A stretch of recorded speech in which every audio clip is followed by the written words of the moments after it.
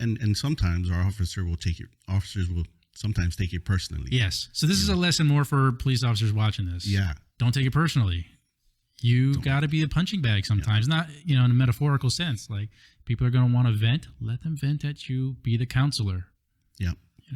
Police officers, one of the things I would always tell people that I was training is being a police officer, and this is not mainstream thought process, but being a police officer is the biggest acting gig in the world. Yeah.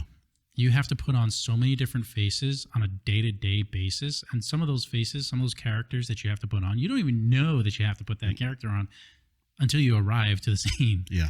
Yeah. And, you have to be, the counselor. You have to be the parent. You have to be the big brother, your big sister.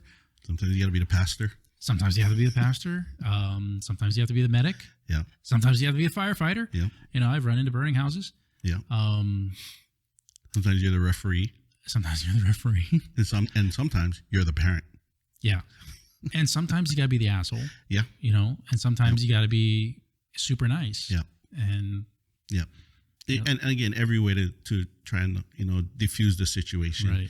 And I think, and I speak for the district I work in, I'm very proud to say that we've gone to several of these type of situations, and it's usually our senior officers will kind of be the one to dictate on how things are going. And there have been times I've seen, my own beat partners come in and then they meet them with that same aggressive energy.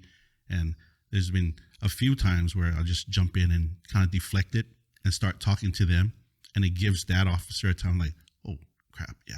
Hey, thanks for covering me. Because they were getting on that deep end where it's going to go from bad to worse, and just take over. And then recognizing something like that, And again, that's what makes us very different from everybody else, where we can recognize that, get in, take over, diffuse the situation. And, it's like what you said at the end. They're like, I'm so sorry. I didn't mean to yell at you or swear at you. And it's like, it has nothing to do with me, right? We go there. We get every call we respond to is a crisis call. As Manini, as stupid as it that you would think it is, you show up and neighbors complaining because the TV's too loud, right? It's a crisis for them, And so many times, like, did you go over and just ask them to turn on the TV?